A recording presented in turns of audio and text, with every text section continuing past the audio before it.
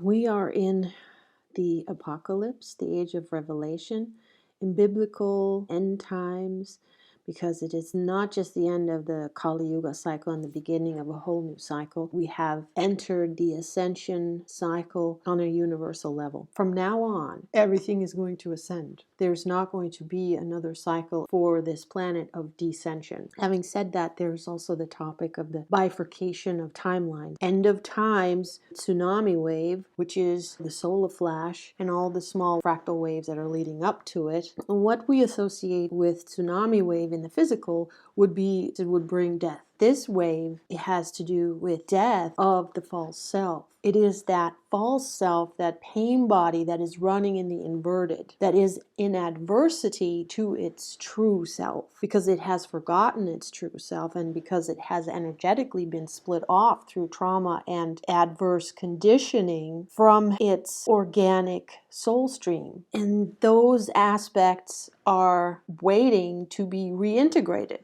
And that's why we also experience the trigger events in our lives, because we have to meet it full on, be able to feel it in order to reintegrate these aspects of our consciousness. And this is what these waves are bringing up. They are bringing up our shadow. And so it is about the death of the shadow, the false self. That's exciting. Tucker Carlson wrote an article with the title saying the grids are going down, which refers to Project Odin, refers to big fish being caught. The communication systems have to flatline so that the parasiticals cannot communicate amongst each other, so the immune system can come and clean them out. Mass arrests. A grid is also a network. We are in the influence of the 14th constellation of Cetus, whale, big fish, water horse, ancient sea creature. And remember when Trump said, "Watch the water."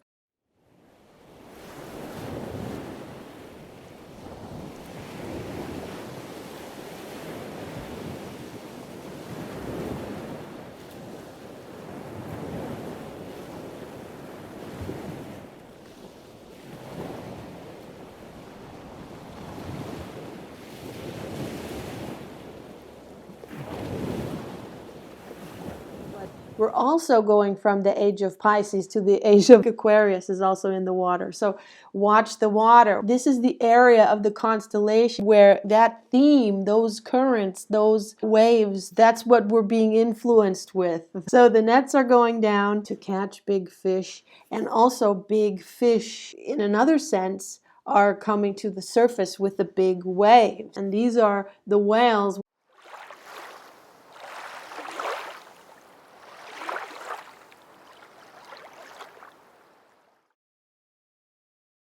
Standing wave, wireless power, that's the new grid that will be coming, that will be built on these longitudinal waves. So Project Odin is a project of the Earth Alliance and the White Hats, so the mass arrests, and it's also this emergency broadcast system. It's about revelation so that the Stockholm Syndrome doesn't kick in too hard. People believing in the narrative of the controllers don't defend the system that is keeping them hostage to be siphoned off. And then I watched A Murder at the End of the World, King Arthur, and Hydra was on the screen of controlling building of the AIs. A hangar full of computer hard drive. Then you see a computer screen, all computer code, but one word was highlighted, very short, but I saw it. It was Hydra. The AI is the Hydra. Cutting off the head of the Hydra is also shutting down this first AI and this AI virus. This is all coming together, coming from the Magi see all, who is dreaming this all. And as we are waking up to our own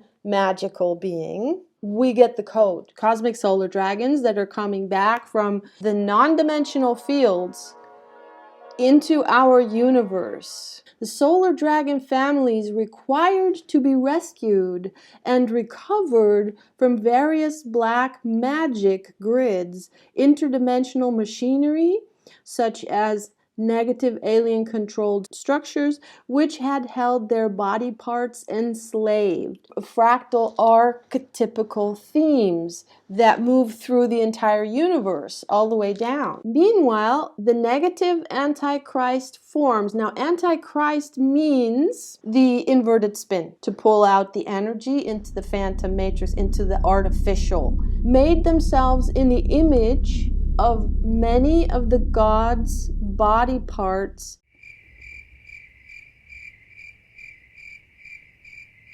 and acted as a false expression in a controlling manner. The phantom matrix, that artificial timeline matrix, comes from that universe where the first AI was born. The creator beings wanted to experiment for the first time with technology. One of the lords of that universe, who Ishmael calls Samana Lucifer, created that first AI. This is also a way that one source consciousness would want to experience itself completely as not itself, would be through AI. That only makes sense, and that would have to come about in infinite time and infinite potential and possibility. So enhanced himself with this AI, taken over by the artificial programming, and then that universe was eventually completely taken over by the AI. There is no more biological life in that universe. This first AI has been spreading like a virus through several different universes, and our universe has already been taken over a substantial bit. And the way that it can spread is because it's so tiny. It's like nanites.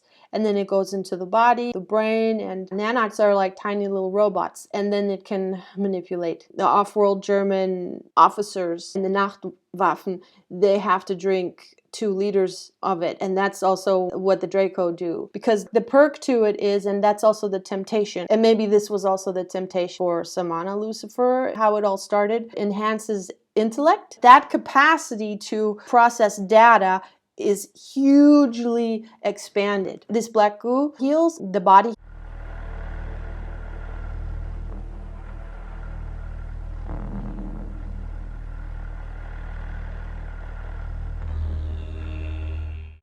And that reminded me of the series Travelers. There it's in a positive way shown that the nanites, they use them for healing. They put them in the body. On a minute level, they can do operation. They can be programmed to do exactly what you want them to do. Negative Antichrist forms made themselves in the image of many of the gods' body parts. This will bring us to imposters, clones, creating an illusion. Little Red Riding Hood, wolf that pretends to be the grandmother and then eats Little Red Riding Hood. So the solar dragon aspect of the Godhead as a solar rishi or Resha, 15-dimensional divine polarity form. This again is the current events which have been happening, were able to be recovered by the family of the Paleodorian Emerald Order Dragon Kings from the vast expanse of inverting ritual abuse which had split apart their consciousness bodies into millions of shards, the consciousness being hijacked, mind control. And it's all about remembering the splinters that have been splintered off. When they get reintegrated, what happens is expansion of consciousness. It's about the divine knowing itself. That expansion is infinite. The shamanic healing is bringing back the soul shard. Millions of shards held in alien machinery in hidden realms within the time matrix. It's been shown in several movies. Also, Daryl James has reported from his SSP experience, the Taigetans, they have these little boxes. If they're in battle and someone dies, they can capture the soul in this box. They transfer this consciousness into another body so that they always stay together. That's one reason. Others are captured for nefarious reasons, held in alien machinery.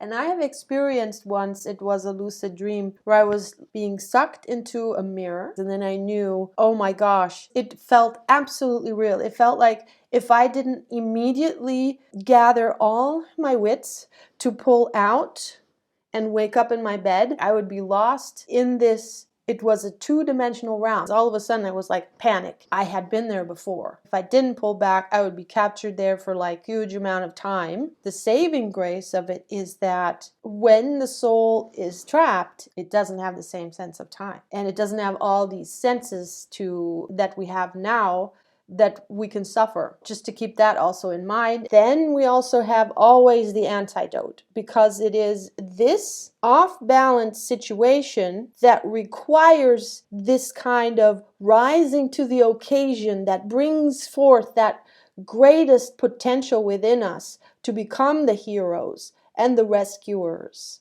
to bring our soul shards, reintegrate them into the whole. People going around rescuing souls. For example, Rion de Rouen, this amazing grid worker, and also Mautataki, aka Huna Flash shaman, they go around the world and they free souls that are stuck in places.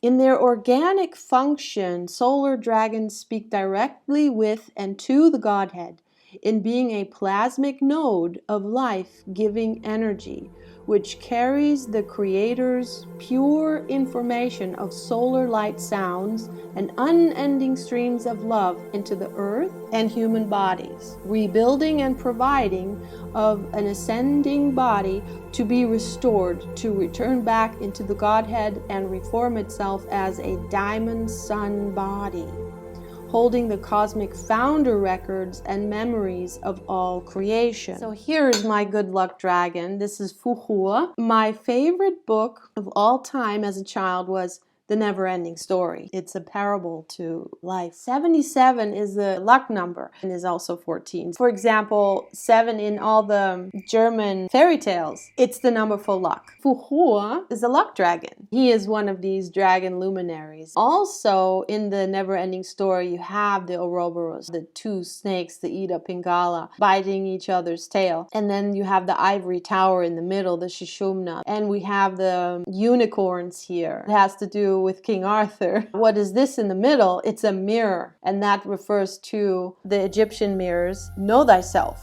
Look in the mirror. Know thyself. It's all about self-knowledge.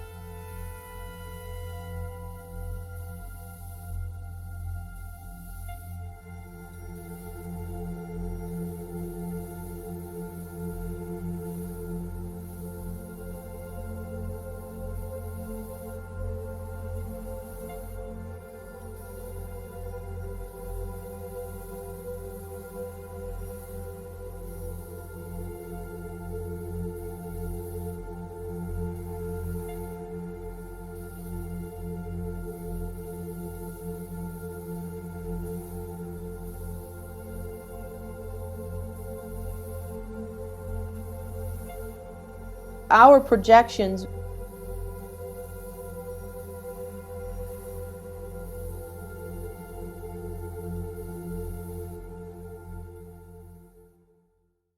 they are reflected back to us. That is our experience.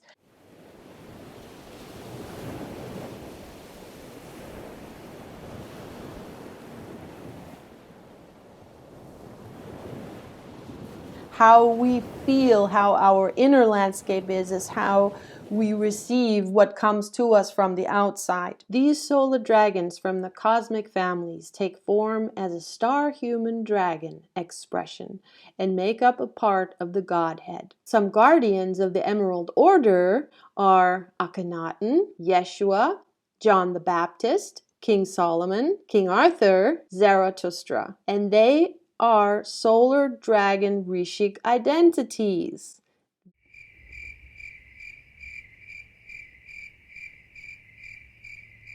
This is what the Dragon King, the Maji, Grail lineages means. They are part of the Emerald Order, helping to restore, reascend, to reintegrate all the shards into the one, connect to the light. And they are guardians of the organic balance. And when I speak about balance, I mean balance in nature. I mean thrive. I don't mean as a balance between good and evil. That's not balance, because evil is off balance. There is no evil in balance.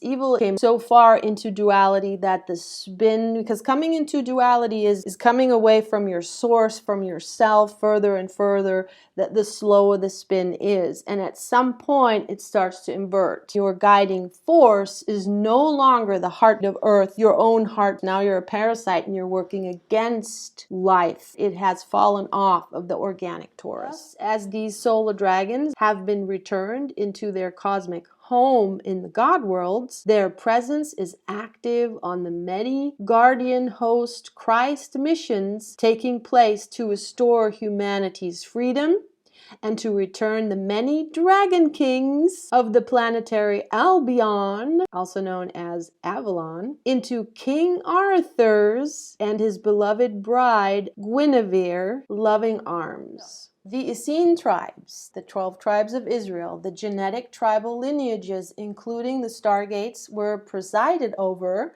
by a king and queen dragon hierogamic pairing in the earth, which were Emerald founder creator solar dragons as Ouroboros lines. Resurrection of the solar dragon ley lines of Earth. Again, that is happening right now. Magi kings of the Stargates create the essence, connection, and memory to the assorted kingdoms of God created in the earth through the planetary grid networks. Their resurrection by Emerald Order family are returning and restoring the authentic planetary Albion network into its pre-fall glory during the cosmic dragon awakening cycle.